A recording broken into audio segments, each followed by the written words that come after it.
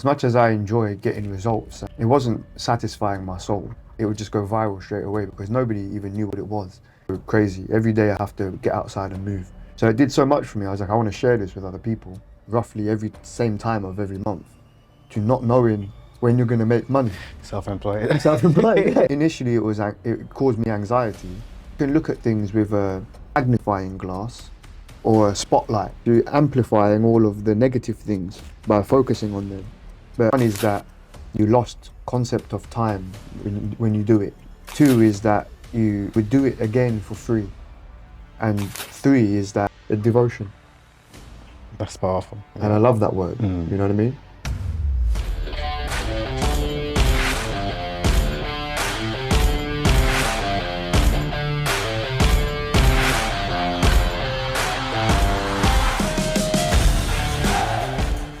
Welcome to Foundations with Ola. Today I'm with my guest here, Rex.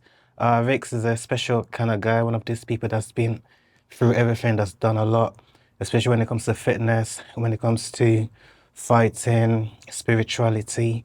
I'm going to leave to Rick to tell us a bit about himself. So please do tell us about yourself. Thanks, man. Thanks for having me on the show as well. It's my pleasure to be here. Cool. Yeah, so as you know, I've known you for 10 years or so. Yeah. We met doing calisthenics in Brixton, outside. And that was at a period of my life when I was switching from doing a lot of martial arts since I was like 7 years old. And then I was kind of getting into gym, doing the bodybuilding, carrying on boxing and teaching boxing classes. And then I was working in marketing in the office. Right.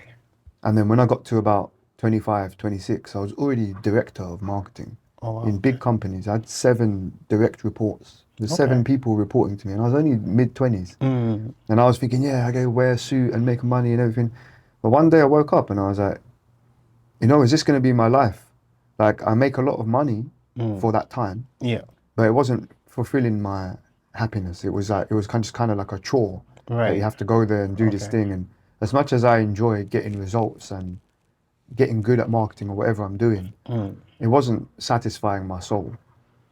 And when I got into the calisthenics, because nobody else knew what it was, and we got pretty good at it quick because we were in sport for a long time before that. Yeah. So I could do the muscle up, the handstand, the flag, everything came really fast. And at that time, which would have been about 12 years ago from now, nobody knew what it was. So when we put that on Instagram, we blew up really quickly, remember? You'd put up something and it would just go viral straight away because nobody even knew what it was. So we were like pioneers in the sport. And because I had that time before everyone got on it, before the wave happened, and because I got good at it fast, I managed to create a niche for myself where I decided, okay, you know what, I want to coach full time because that's what I love doing. It's done so much for me and my mental health and my confidence. And, you know, it's just, I'm one of those people that if I don't move, I'll go crazy. Every day I have to get outside and move. So it did so much for me. I was like, I want to share this with other people. And I finally got something that I can do better than the majority of other people, that I can say, this is my thing. Yeah. So I left the marketing thing, and then I was just eating super noodles for a year. Do you know what I mean? Why you eating super noodles? Yeah, because I didn't have that much money. You know? I see. Because you had to switch. Because I had to switch, so I suddenly switching. And this is in the days of Facebook, when like, see now even some young generation are telling me that Instagram is for unks. And I was like, really? They're telling me TikTok is what you should be on. So we think that Facebook is for old people, but back in the day when we were on there, I see what you're saying. So actually, are they actually saying that now? Like Instagram is for uncles? They're saying it's for uncles. That's what even 20-year-olds are telling me. When I say, what social media do you use? They say TikTok. I say, you do Instagram? And they say, no, that's for older people. I said, what? But the Facebook, I was putting stuff on Facebook saying, listen, I'm PTing, I'm here. I'll do it for £20 an hour, really cheap to start me off. And people were like, oh, it's too far, da da da da. And I was struggling to get clients. But when I got really good at the calisthenics, I thought to myself, this is something the marketing taught me. There's 2 things in marketing. There's business to consumer and business to business. So say if you're Pepsi, one side of your marketing is marketing to the person, the people that drink it is the individual people. That's very expensive and it's competitive. Or you can market to businesses who buy your boxes of soda syrup wholesale, right? So I was like, how can I make my business business to business? That means I have to sell to the trainers. Yeah. And I was like, but I'm Smart. better than all of them at calisthenics.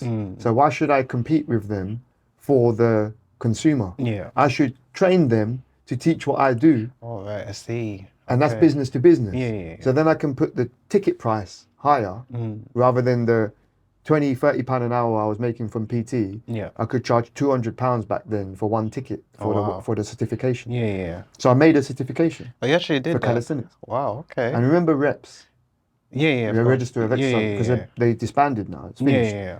But when they had reps, I got reps to accredit the whole thing and give me points, so that when I gave the certification, people got reps CPD points. So it was official, That's really and it was smart. the first one Yeah. in definitely in Europe, but I think in the world it was the first, even before WCO, Yeah. which World Calisthenics Organization. I was the first person to put out an accredited calisthenics certification. I was like, that was 2014, 2015. I was running those, Yeah. and still to this day I run them. So that was the main thing that helped me At the time. make To start. a career out of it. Yeah, And then the PT and other stuff built on from that. Oh wow, that's amazing. I actually didn't know that you were, coaching it as giving the certifications out as well. And in terms of that journey as well, obviously switching from doing marketing to that, how did the first initial period feel for you? Changing from, this is what you've always known to now doing this. What was that like for you? That's where the spirituality comes in. Yeah. Because in the beginning it's very nerve-wracking going from having a secure salary that lands in your bank account roughly every same time of every month to not knowing when you're going to make money. Self-employed. Self-employed, yeah. of course. You know as well.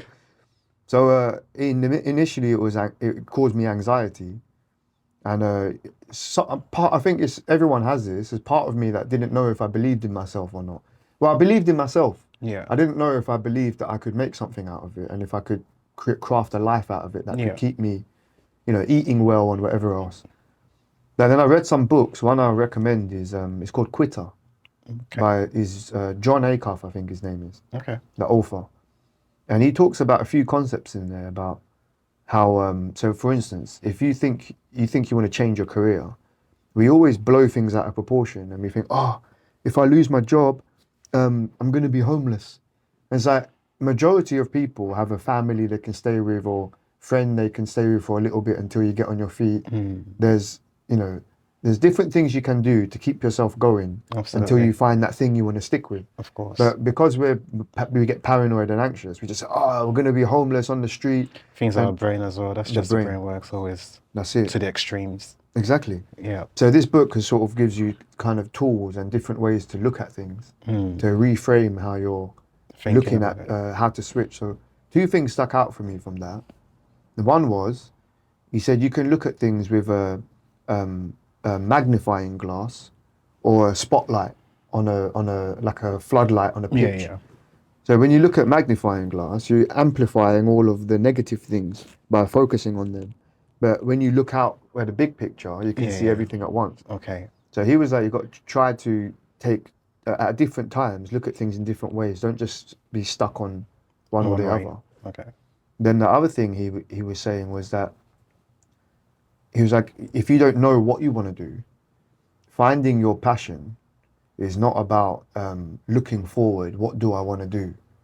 It's about looking backwards at what you've done in the past. Then it has to satisfy three criteria, he said. One is that you lost concept of time when you do it. Two is that you would do it again for free.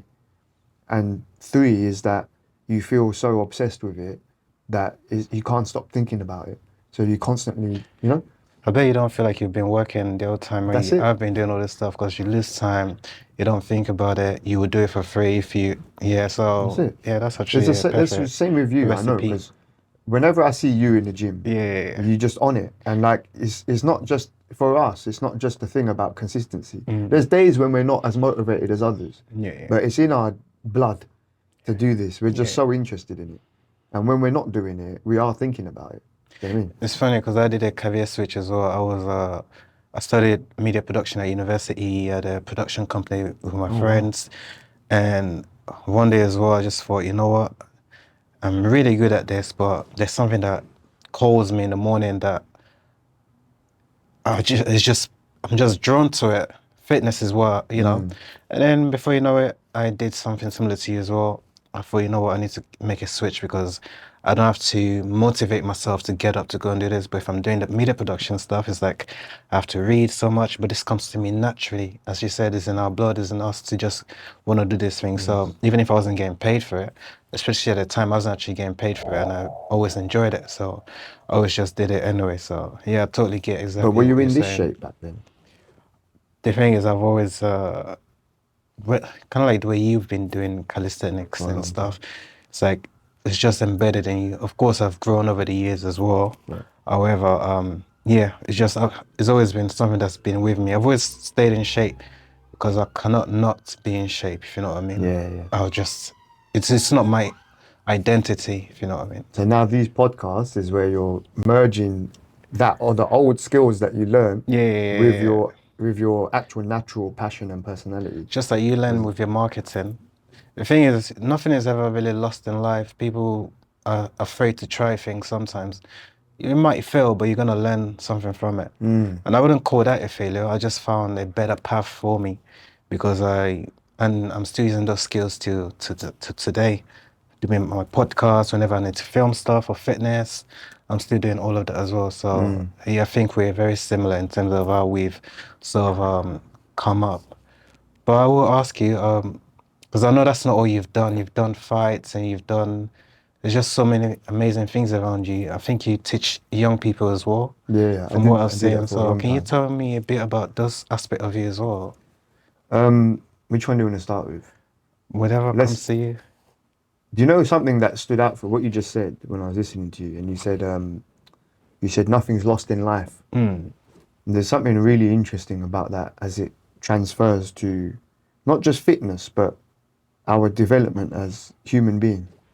So I always use this analogy when I talk to people about this. I say, so I've done lots of different things in my life, physically especially, yoga, martial arts, calisthenics, lifting, bodybuilding, all the, snowboarding, well, name it. And done all these things. I love sport, anything like that. Yeah. Football, basketball. I used to play in my college basketball team. I'm short. I'm 5'9". I'm not a big basketball player, but You like challenge. point guard. Yeah, so Yeah. challenge, climbing, everything. So I'm 40 now. So over all that time, even though now your body can only be conditioned in a certain direction at one point in time. Like you're either going to be more slow twitch, fast twitch, more endurance, more strength, more power, and whatever sport you're interested in at the time, your tissues and your cells and your energy systems are going to You're always adapting and adapt changing towards that. Yeah. But there's something that remains under all of that is your nervous system. So when you're learning martial arts, you're learning technique thousands of times, throwing the same technique until it just becomes a neural pathway that's grooved. And then it just fires instantly. You don't have to think about it. It just comes together so fast. It's natural. It's flow state. Then what happens is, then say you change to lifting. You leave the fighting alone and you come to lifting or calisthenics like I did. Your body has to learn new movement patterns, new biomechanics. The physical body is going to change towards the adaptive features that help you do calisthenics instead of striking or punching. However, the nervous system also needs to change. But what happens is, let's say like the roots of a tree, when it's searching for nutrients in the soil, when the nutrients are finished, let's say some animal dies on this side and the nutrients go into the soil, the tree will take the roots like this and they'll grow like this. That's very interesting. I didn't know that. So this is like neuroplasticity, right? Yeah. Is the plasticine nature of the nervous system to adapt itself. But what's left in the soil when these go here and go there is the tunnels that was left by the roots. Yeah. So the memory. So my nervous system and yours, everybody's, it's like a tree that every time you learn a new skill, it grows in a new place. And even though let's say right now I'm doing fighting and lifting and calisthenics, but before I was doing more calisthenics and lifting.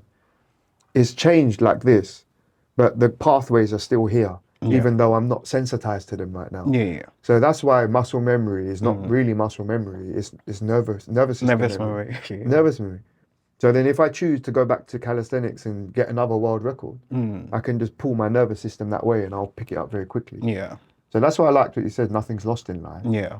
And that also counts for trauma because that stays in our nervous system as well and in our psychology. So everything we are is a result of what we've been. Exactly. It's all built into who we are now, like you Yeah. said. Yeah. And some things we have to rewire to get rid of any bad things that are sticking with our bad habits, like bad ways of moving, inefficient ways of moving, traumas that make us act in certain ways.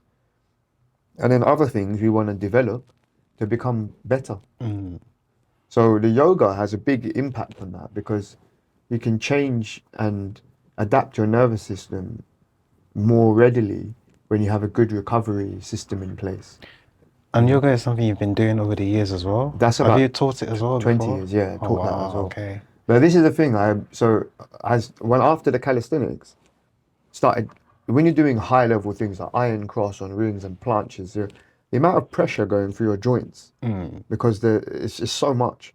So if let's say I'm doing a planche or let's say I'm doing iron cross, everybody sort of more knows that iron cross like this on the rings. Yeah. Even sometimes your legs are like this, you're sitting like this. Yeah, exactly. So like this, let's say my shoulder's like this on one side. Right. Then the whole body is tilting and the muscles in the core, the hips, everything just shifts. Yeah. So it's not equal.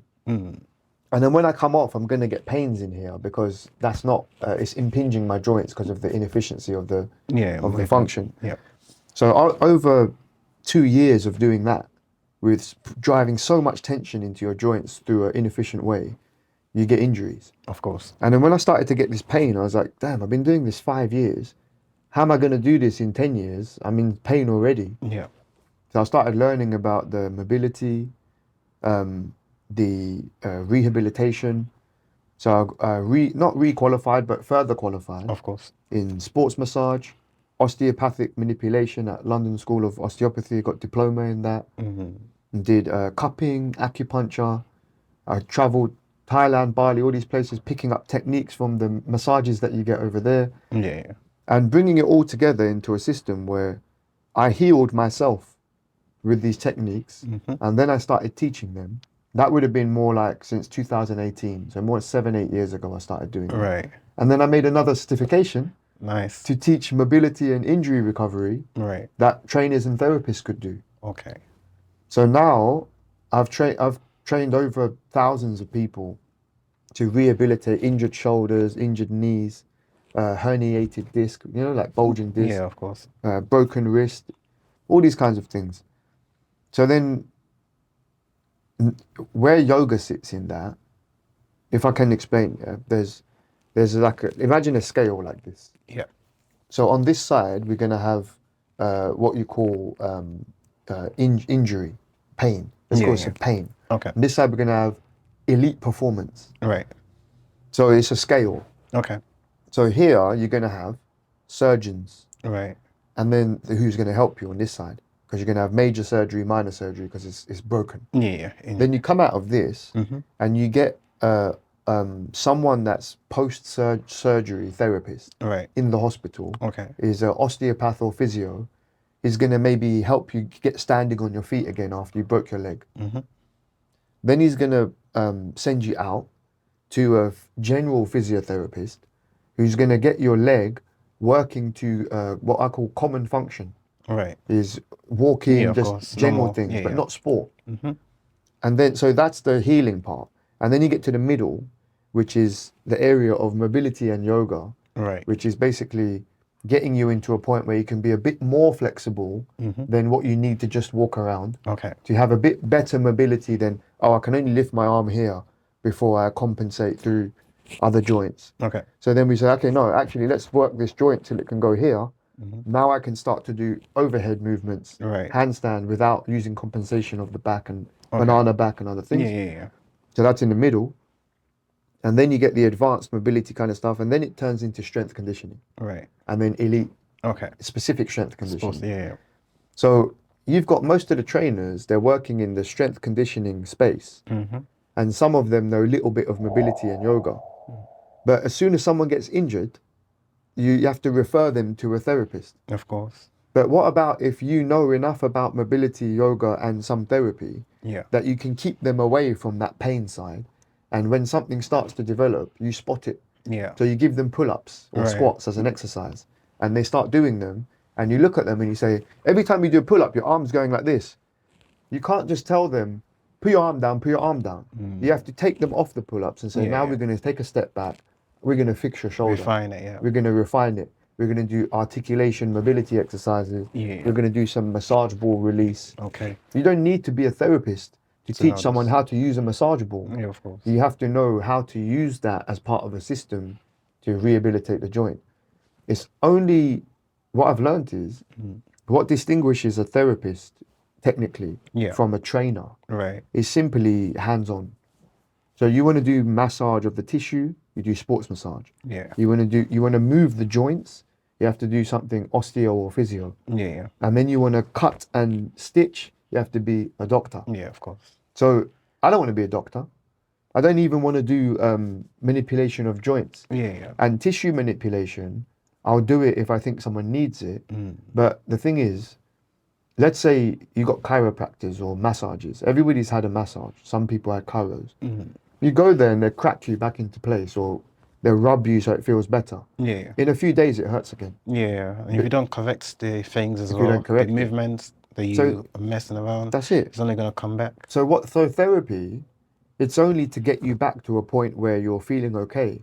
But if your nervous system and your habits of moving and your patterns and training is bad, Yeah. you just keep going back into pain. Exactly. So what's more useful is to know how to teach a person how to maintain themselves, and that's what I'm calling recovery. So it's a mixture of yoga postures and parasympathetic nervous system work, like breath work, Yeah. breathing, meditation, like focus, all these kinds of things that link to spirituality as an offshoot spirituality.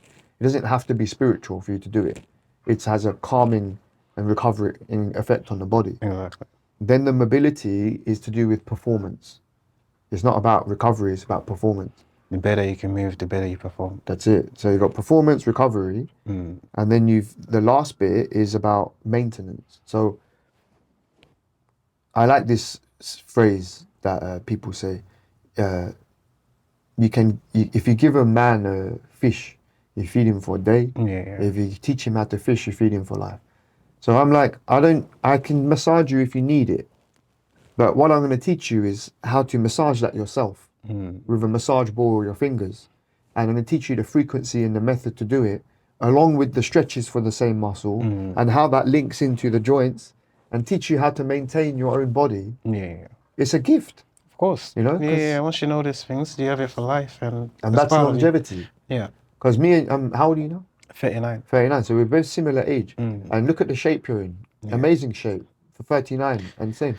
So like we want to be like this in 20 years. Yeah, of course. We're going to be those uncles. And everyone's like, how do you look like still look like you're 40? Yeah. But In 20 years, I'm still going to be looking like mid-40s, I think, because I'm That's never it. going to stop, right? That's it. Yeah. But it's about longevity. So what I'm trying to put forward here is that as much as we train hard and we look good because we train hard, our body is not going to be able to sustain that amount of intensity without a parallel recovery system in Absolutely. place. Yeah. So can I ask you, do you stretching or what do you do to recover? I mean, because in the gym pretty much 24/7, and I'm training people all the time. I think movement is medicine for me. As long as I'm moving all the time, aware of my body, having good posture, exactly all the things you're saying. That's how I keep myself in the best shape possible. So, yeah, exactly all of that. Training, making sure not to neglect any body part. Because again, if you're doing certain parts of the body a lot more than other parts, then you have like an imbalance, which is going to cause you more problems. So, yeah, for me, it's always been about just continuous movement, stretching here and there. And to be honest, I don't spend too much time stretching. I find if I'm moving a lot, it's more of a dynamic stretch. Yeah. If you're constantly on the move, Yes. constantly training clients and you're doing the stretches with them, then I don't really see the need to, except sometimes I would do a dedicated stretch period here and there. But You it listen just, to your body more. yeah, it really depends on the person. If you're the kind of person that's sitting around all day, then I think you definitely need that dedicated stretch. Yeah. But with me, being that always training people and moving, I'm always bouncy, the energy is always there. So that's how I keep myself supple and in good shape. Yeah. Yeah. No, yeah, Very it makes much. sense. So yeah, that's a good point you make about the dynamic stretching, because so when we talk about yoga, for example, the stretching side of it is it's passive stretching most of the time, Yeah. and it's fascial stretching. When we talk about fascia, we're talking about the elastic lines that run across the whole body, Yeah. like IT band, but also Binds the muscles. versus the muscle. So what happens? You get your muscles are squeezing underneath, but the fascia is just kind of like stretching over the top. Yeah. And there's a guy called Thomas Myers who wrote a book called Anatomy Trains. So previously, all of the people that studied the body, when they would look at what's happening in the anatomy, they would just cut through the body and then look this way at the layers. Right. So they would like cut your elbow off, Yeah. arm off. Then they will look this way and say, okay, in the middle there's bone marrow. Yeah. Then there's a layer of bone, and then there is some fat, and then there's some nerves, and then there's muscle, skin. Yeah. All that. But in every single layer, there was like some sticky, elastic spiderweb stuff, The fascia. the fascia. Yeah. And they were like, we don't know what this is for. It's just there. And this guy, Thomas Myers, was the first person, instead of cutting like this, Yeah. he just peeled the skin off I of a dead see. body. Oh, really? And he left the first layer of fascia. Okay. And then this is what he did, yeah? The dead body's lying like this. He went like this, and the foot went like this. And he said, this is connected to this. So he started finding all the fascia, and then he drew the first anatomy maps Yeah. of the fascial systems. Right. So you got the cross lines that go like this across the chest, wrap around the legs. Then you got from the back of the neck to the back of the same heel. So you got diagonal ones and straight ones. Yeah. So if we're doing deadlift, squat, we're using the straight ones. If we're doing punching, twisting, jumping, running, then we're using diagonal ones. So what's really interesting about fascia, in the last 20 years, they've now recently renamed it as an organ. Okay. And we all know how significant a function of an organ is. Absolutely. So now it's called an organ. So only in the last 20 years has the sport and health and sport Giving that world recognition. given on that recognition to, level. fascia is an organ. Yeah. It does something. But none of our training has adapted towards using awareness of fascia. Yeah. But what does use fascia naturally is Olympic lifting, kettlebells, swinging stuff, Yeah. the Indian clubs and maces. Yeah. So anything where you're swinging weight and resistance. Yeah. So initially in India, these clubs and maces, they were used because if you had say you have a heavy sword. Have you seen Lord of the Rings? This movie. Yeah. And there's a scene where in one of them, the guy has this metal thing and he's got chain and a big ball of spikes on the end. And he throws it and it goes boom. She moves out the way and it hits in the sand. And he has to then pick it back up before he can throw it again. Yeah. If he was more skilled, whoever that guy was, he'd know that after you throw it and you miss, you can spin it around your body And then you go with the momentum of it, right? Oh, okay. You see? Almost like an energy Management transfer. energy flow and energy exactly that. So that's what fascia is learning how to throw all of our energy into a punch or a strike or a jump or another, but recover that through motion and recycle it back into the body so you don't have to use it again. It's transferring into the floor rather than transferring it back into the same movement. So imagine somebody's swords that they carry in war. It would be like 10 to 20 kg sword. Yeah. And you want to keep going like this in the air, you're chopping and hacking. It's not efficient. It's better to be shum, shum, shum, shum, shum, shum, shum, like this. Like you're almost dancing. like a martial artist or this sort of exactly, you're dancing. Yeah. So these tools were created for us to be able to... One second, I'm just going to make sure this is not muffled up. But yeah, go on. You're fine. Yeah, so these tools, they were used to teach people how to manage and conserve and redraw energy back into the system. Right. And the fascia, because it's elastic and springy, it absorbs that energy and puts it back out. Right, So right, it's right. it's Oh like yeah, of course. it's continuous energy system. Yeah. Whereas contraction in the muscles is energy consumption. It's not recycled. Yeah. It's all lost. After you do this Yeah. and it comes to a stop, everything's lost. Yeah, yeah. But if you can, so these are called wrestler's curls. So here bicep curls like this. Yeah. Have you got a dumbbell in there? Number. I get it. So that dumbbell curls like this. The wrestler's curls are like this. Or this way. Right? So when you're pulling it in this way, it's like a hammer curl. And then when you're going out this way, it's the reverse, eccentric. And then you just go the opposite way. So this is more in line with how the elbows are used in function. Yeah, yeah. Versus, who does this in function? Who lifts shopping bag like this? Yeah, of No, course. you lift it don't- like this, Yeah, you just lift everything. You have like to collect the joints. So I'm not saying there's no place for Yeah, of course. that. There is. Bodybuilding is a sport still, you can do that. But also functionally, if you don't have specific good control of that joint, then you should train it like that. So there are reasons to do that. But when it comes to functional training, then these wrestlers' curls are better. So yeah, that fascia is really interesting. And yoga stretches that fascia, but it doesn't train it. And when you said dynamic stretching, Yeah. that does train it. So what I'm trying to say is your fascia is in good health Yeah. because you do dynamic stretching. Yeah. And if you did passive stretching and you didn't do any dynamic, your fascia wouldn't be elastic. That's It would make you stiff, and then your muscles will feel stiff. So How did you get into? I mean, you of course you've covered on how you go into a lot of these things.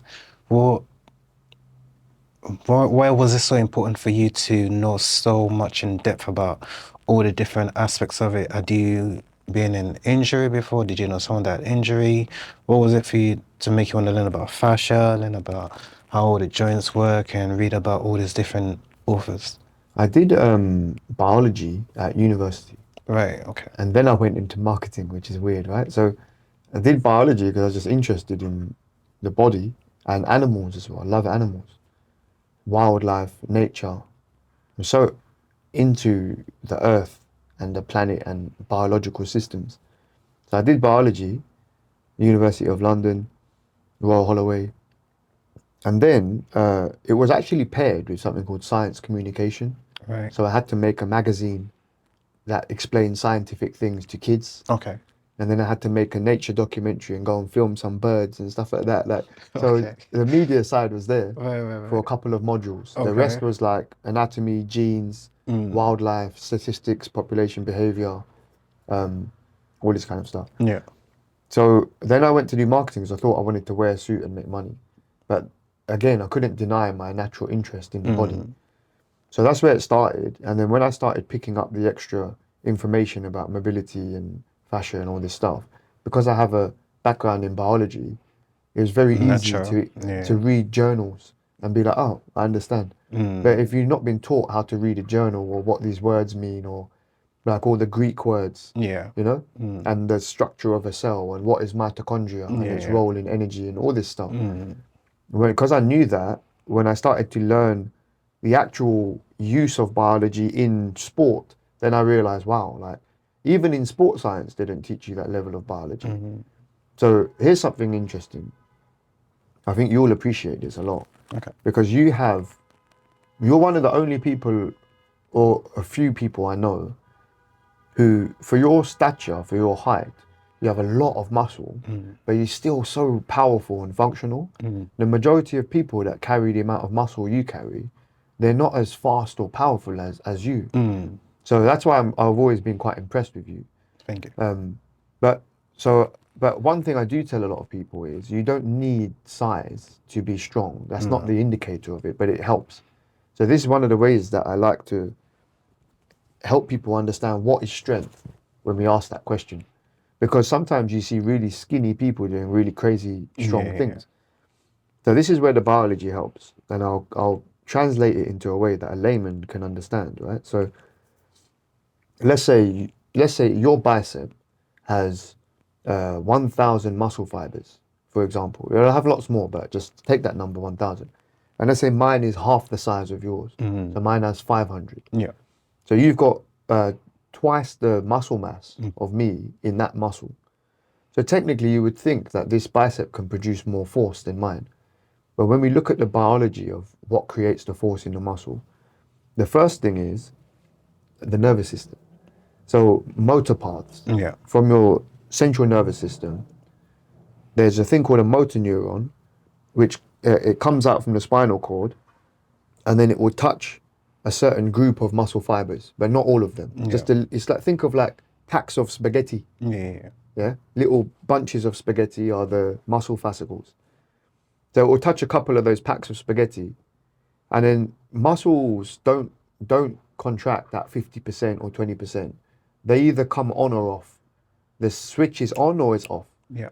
So when you're saying I'm contracting at 50%, what it really means is you're only activating 50% of the muscle. It's not that, you know. So if you've got motor neurons that connect to your tissues, but they only connect to 50% of your fibers Yeah. because your nervous system is not that developed, Right. then you cannot use the other 500. It's just there. Yeah. And that's worse than fat in a way because it's 3 times heavier than fat, Yeah. but you're not able to use it. So you're Right. carrying it. Yeah, of course. So it can be worse to have a load of muscle that's not functional. So what you're saying is sometimes, well, within the body, they don't actually connect to all the muscle fibers. All the muscle fibers. Really? But yeah. So Okay. these motor neurons, you can increase the number of them Right. by repeating the movement over and over again. I see. But too. to strengthen the nervous system connection. Yeah. But so you have excellent nervous system connection to your fibers, which is why you can do a lot of strength stuff Yeah. as well as look big with a lot of mass. Yeah. But other people have a lot of mass, but they have no connection to the muscle. Right. So unless the mind has been connected to the muscle through the nervous system, Yeah. you can't use the tissue. They're just there. It's just there. So let's say, just for example's sake, that you have 50% attachment of motor neurons to your 1,000. That's 500. Yeah. And let's say I have 100% to my Yeah, 500.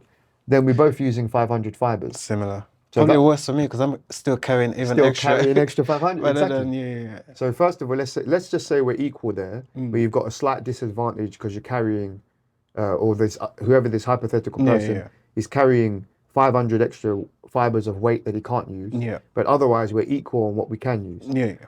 Then the second thing is the quality of the contraction. So there's something called sarcomere. It's simply a little unit of proteins that pinches like this on your muscle, and it creates the contraction. Yeah. So the motor path is coming and saying on or off, and when it says on, electrical impulse, these little things go boop and squeeze the muscle, sarcomere. Now these things, they can also be increased. They go in a row like this along the fiber, and they also go like this. So in a lattice. Yeah. So they can thicken around each individual fiber like this. Yeah. So the more of these you have, Yeah. the more you can squeeze the Engage. same muscle fiber. You don't need more muscle fibers. Yeah. You need more sarcomeres Right. to get more contraction. So if you have twice as many sarcomere as me, Yeah. you got twice as much pull as me, even if you've got less muscle. Yeah. So that's another thing. Then the last thing is obviously the energy systems. So is the way that we create, how long can you hold time under tension and things like that. So that's partly to do with lactic acid threshold. Yeah. Now, how long can you squeeze before the lactic acid byproduct of anaerobic respiration takes over and your muscle can't do it? Yeah. But also is this, you've been in it. We've all the other day you saved me. when I came. Because I was doing the box squats with the heavyweight, did a couple of reps and I sat down and then I almost got up and oh shit. Yeah. And then I thought, okay, just a couple of seconds and I'll get up. And I thought, oh crap. And I was like, I'm not tired, but I can't get up. And I was like, fuck. I was like, I've done it before. Yeah, I of just course. throw it off my back and it's fine. But I was like, I don't really want to throw it. And then luckily you came behind me and helped me spot it to get it back up. So in that instance, when you do heavy squats, you know, you come out of that hole at the bottom, and it takes a whole load of this Yeah. sometimes to Yeah, get yeah. up when you're doing that heavy number. And some people just don't have it.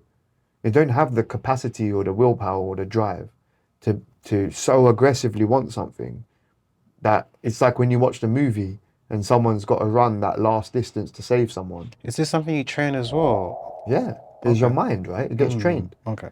So we can sort of talk about fighting a bit now. So when I go sparring every week, twice a week, I'm sparring with people half my age and coming up to my age, but very rarely I'll meet someone who's 35 plus in a Muay Thai gym. They're all in their 20s most of the time. Yeah. So I'm sparring with them all the time, every week. And what you learn from that is when you're getting hit, whether it's hard or not, there's always a certain level of adrenaline happening because you're engaged in a game of tag, but it's violent. And what you learn over time is how to relax in that encounter.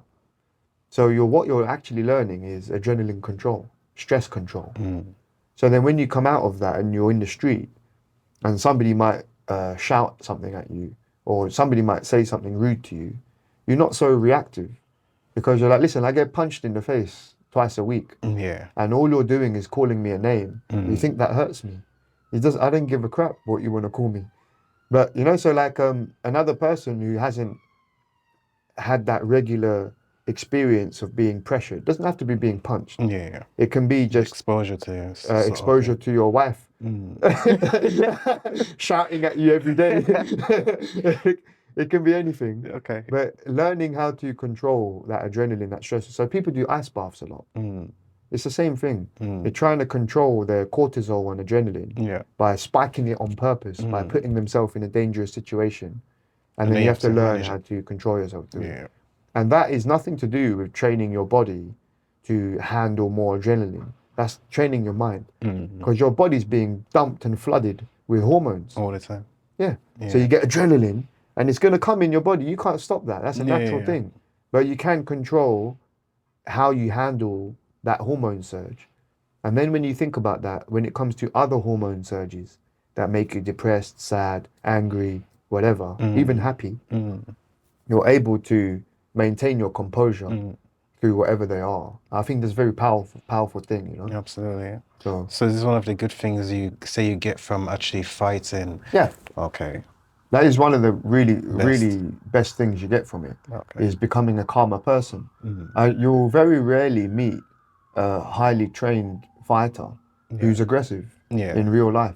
It's something that we can switch on but even when you're fighting, you'll see this, like when you strike with anger or emotion, you don't have balance. Yeah, you burn more. You get exposed so quickly because when you're not in balance, that's when you get taken advantage of.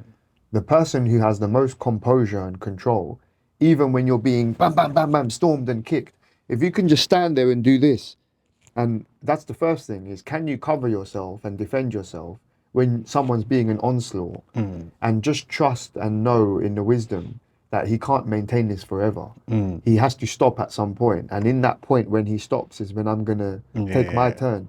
So I'm waiting, and when I'm waiting, because my technique is good and I'm calm, I can sense what's happening around me. Yeah. And I'm not, so somebody comes up and starts hitting you, most people will be like this, or just go into a frenzy and you know, like this, and nothing's gonna hit or land like this. But doing this and looking, and you get hit like this, and I'm still looking, and I'm hit like this, and I'm like, wow, that one hurt, but I'm still looking. It's a skill, you know. Absolutely. I don't think people give fighters enough credit for how, I mean, it's just to be there, and it's not just about in fighting; it's about in everyday life. It helps you so much. Like you got people coming at you. If you can withstand, if you can weather it, then again, so you don't lose your mind. Yes. Like someone doing this, they lose their mind. Yeah. And then now it becomes a bigger problem. So. But even just in general confrontations, because people can assault you with words. Yeah, exactly. People can assault you with what's the word? Body language. You know, people get annoyed all the time because of the way people interact with them. But if you can hold yourself, people can sense that in you. And I think it's a good point you make about weathering it, you know? Mm. So like I feel as well like the more you know what you can do. So if I held pads for you, I know for a fact you're gonna hit hard. But because if you don't do that regularly, you will forget that you can hit hard Mm. because you didn't do it. Yeah. And then you slowly, you subconsciously, you start to lose confidence in whether you can hit hard or not. Mm. And I will turn around and say, "What are you talking about? Of course you hit hard." Mm. And but you will always doubt yourself Yeah. because you're not You're not in it. into it. Yeah. And that doubt is what causes people in the street to have fights. Mm. Because what they're doing is they're getting in a confrontation and they're like, because they don't know if they can handle it, they either see it as a challenge that they have to test themselves to see if they can actually do it, Yeah. or they're going to get scared and run away from it. Mm. But fight or flight is not the right response because they're both reactive. Yeah. So we're not supposed to react, we're supposed to respond. Mm. Yeah, exactly. Right? So I'm here and someone comes and stands in my face. If he's already stepped inside the striking range, he's threatening me. Mm. So I'm not going to react, which means Yeah. hitting, Fight or and I'm not going to run. yeah. I'm going to put my arm out before he gets close enough and say, don't come closer, relax, stay where you are. Yeah. And I'm going to step back a couple of times maybe, depending Mm. on the situation. If he continues, then I'm going to be ready to do what I have to do. Yeah, yeah. But it's out of calculation. It's not out of reaction. Yeah. You know what I mean? So that's only the slowing of the mind and stuff. And yeah. I mean, you're on your journey. What? And you get a lot of fulfillment from what you do. Ultimately, is there something that you want to achieve, or? It's a good question. I was like, I would say previously when I started doing this, I had some kind of dreams of becoming the best at something, which is why I did my Guinness World Record. Oh yeah. Tell me about And that. I did. Well, I mean, to be honest, there's not much to say about it. It's like- But it'd be good, interesting. I mean, I a did. little I bit. did a few calisthenics competitions, Yeah. and I came in the UK competitions. I came third, second, these types of. But I never came first, and that was because in my cohort, in my group of people, there were a couple people that were much better than me. Well, I wouldn't say much better, but they were. Yeah, They were definitely like serious. they were ahead of me. Right. And I wasn't able to catch them because they were also competing on a world stage and winning on a world stage, like Yeah. Jay Small Spartan, Right. like certain people like this. So I was like, I can't win a competition if he's in it because he's a world champ. I'm trying to win a UK champ and the world champ's in the national comp. How can you win it? Yeah. You know. And I was competitive at that time. So I was like, oh, I want to win something. And I was like, but I know in myself, I'm good at what I do. So what can I do to show my level apart from trying to win a competition and keep settling for third or second place? Yeah. So I thought I can do a world record because that means you're the best in the world at that thing. Yeah. So I chose something which was iron cross. There's a muscle up on the rings, Yeah. but you have to go through a iron cross and you have to have your legs like this at 90 degrees. They can't drop. Yeah. And you got to do the maximum amount in one go. So the whole time you were doing, you didn't even drop your. No. Oh wow. So your legs stay up in an L sit on the rings like this. You start at the bottom, then you go up like this all the way to the top, all the way down to your elbows are locked, and then up and down. You can't wait at the bottom any longer than 2 seconds. You have to have straight legs at the knees. They have to be 90 degrees, and all these rules were around it. The previous record was 4. Yeah. So you can imagine 1 by itself is really hard. I was just thinking that the amount of control it must take to do that. Because when I first saw it on your page, I was like, okay, that looks cool. But I didn't realize how tough it sounds. I mean, even doing one is hard. 1 is hard, bro. And now still I can do like 2, 3 in a row without having any training recently in it. Yeah. I don't train as much calisthenics now, but 1 is really hard to learn. And then the record was 4. And I'd already in training been doing 4 or 5 every time I trained. So I was like, I can do this. Yeah, so And I said, let me try and do 10. So I managed 7. It's a lot harder than I thought after the endurance wears out. I'm close to the 8th one, but I dropped on the 8th. Okay. So I did 7. And then I got the world record for that. But then funnily enough, once the certificate arrived in the post, and I was like, I've got it, Guinness World Record. And I put it up and I got happy about it. 1 week later, it's all passed. And I was just like, It's just a piece of paper in my drawer. What does it mean? Yeah. And I mean, people often ask me when I go to teach in workshops internationally or wherever, how does it feel to have the world record, this and that? Well, let me ask you something. You give me the name of somebody even 20, 30 years ago who has a world record. None is coming to mind because I don't really know a lot of people. Yeah. 50 years ago, 100 years ago. No. So who's going to remember? No one's cares in the long run. You know, I don't mean that in a I know what you mean. in a sad way. You know? Yeah. The reality is everything. This is where again the spirituality comes in. We are all a blip in time. It's such a blip in the millions of eons of time that's Not even a passed in the blip. universe. Less It's than a not. blip. It's the blink of an eye of Yeah. gods. You know, like these types of timelines we're talking about is a blink of an eye. So like, we can't put so much weight on our achievements on this earth.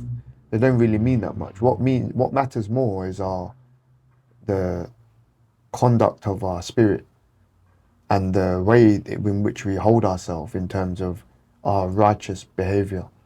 You know what I mean? How we touch other people. Yes, this how sort we of treat thing. other people, how you treat yourself. Because self-harm is still. We have a concept in India, it's called ahimsa. It means non-violence. But it doesn't mean, it's all based on context. It doesn't mean that if you had to fight a righteous holy war that you shouldn't fight that. And what I mean, I don't mean by that terrorism.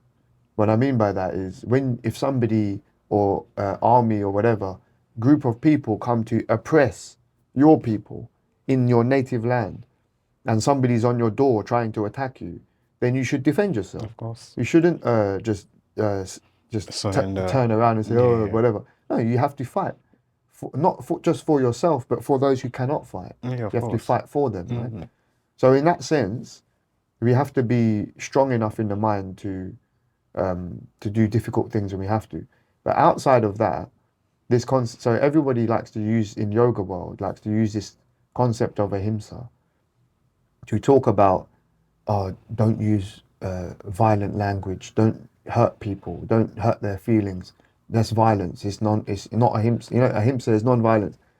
But first of all, it's contextual, because violence can be acceptable if it's against evil. Then it's good. Yeah, of course. And second of all, if you harm yourself, this is also violence, right? So self-love is really important. Knowing that we have a portion of the brilliance and purity that is the universal parent that we call God.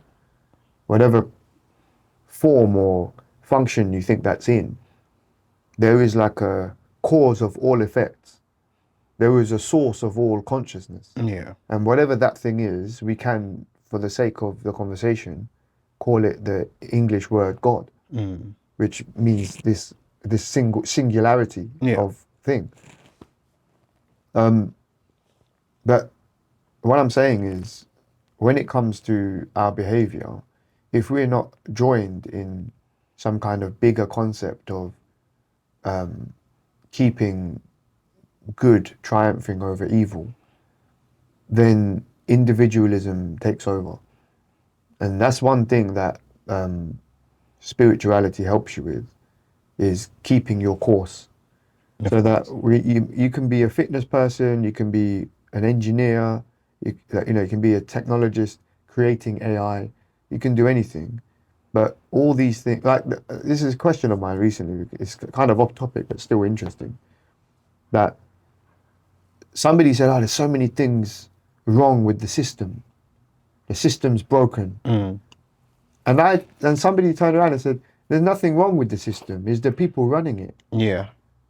Everything works fine. Yeah. What's wrong with this system? We have trains, we have food production lines, everything's working. Yeah. But the way people are using it. Yeah. The way people, so there's a lot of internal work that has to be done before we start looking at how to fix what's external. Yeah, exactly. And fitness, in our context, and yoga is one of the places where that spiritual work gets done, because it's the honing of the Holy Spirit, if you want to call it that. Then we've got one of my Muay Thai coaches at the gyms that I go to. He's a devout Christian, Jonathan at MGM Gym, and he has on his wall one of the proverbs, which is as iron sharpens iron, one person sharpens another. Yeah, oh, that's a good one. You know? Yeah, we do need to do all of that. I find for me as well, yeah, if without fitness, yeah, I can't even imagine life without fitness, or training and all this sort of things, just the way they condition your mind to withstand everything that comes your way.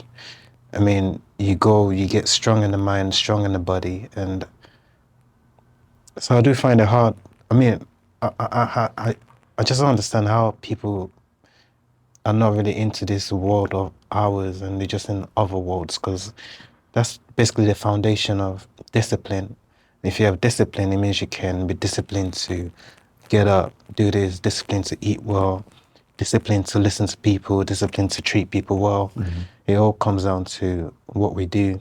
And I think that's one of the things I'm thankful for all the people that I can impact with my life and inspiring people. And again, just for you, because again, you've been doing this for decades now, and yeah, it's good to know this about you and to really know a lot more about, your journey and what you've learned and all your knowledge. And I think I definitely want to do this again just to get you, giving this value to people. Because when people can hear you talk about this, just like even I've learned something from you today, and it means I'll go and look into certain aspects of what you've told me today. So yeah, I think you're doing an amazing thing. Oh, thank you, bro. Yeah, we're gonna have to wrap it soon because because of time. But Yeah. I really appreciate you coming and talking to me today. Is there anything final thing you want to say to our audience, or? Let's have a think.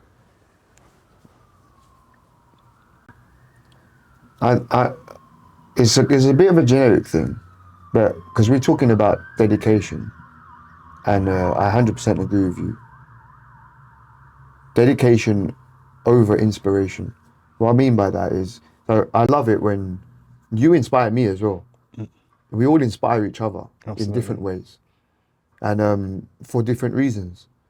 And inspiration is something that comes in waves. Because sometimes I'm going to look at someone and be inspired, and other times I'm not going to feel so inspired by the same person or the same thing. Yeah. So to rely on inspiration as the source of energy for your own progression is a mistake. So inspiration is good, but dedication overrides it, because consistency, it always gets results. You're not always going to be inspired and you're not always going to be motivated, but if you are dedicated, and you will always reach the goal step by step. And I just want to reframe that word dedication into like a synonym, another word that means the same thing, devotion. That's powerful. And I love that word. You know what I mean? Because dedication sounds more like, you could say, like a workhorse attitude. This guy's dedicated. He's grafting. It makes you think of working. Devotion makes you think of love. Yeah. Holistic, spiritual as well. Spiritual. You're devoted to that. So if you're devoted to something, it means you do whatever's needed because you love it. But if you're dedicated, it means you're devoted because you want to do the work. Yeah. So we are dedicated, but truthfully, we are devoted to what we do because we love it. Yeah. So I always tell people, if you want to get far in your body and progress, don't do something that feels like a chore, like go to the gym just because you think you have to do the hip thrust to get the glutes growing or whatever it is. It's all aesthetic things that you can get that from doing lots of other things. You can play a sport, you can do Olympic lifting, whatever you want to do. But rather than focus on just the goal you want and do the core necessary and be dedicated to that, I would say find something you're devoted to, and that will give you all the reason to continue doing that forever because you love it. Exactly. I really appreciate it. Where can people find you? But mainly just on Instagram. It's just Rick's official. Okay. But also I do have my calisthenicsPro.co.uk is the website for my certifications. Right. And I need to do some work on that because I've worked with a lot of world champions across the world and other things. Some big brands like Adidas, Reebok, Under Armour.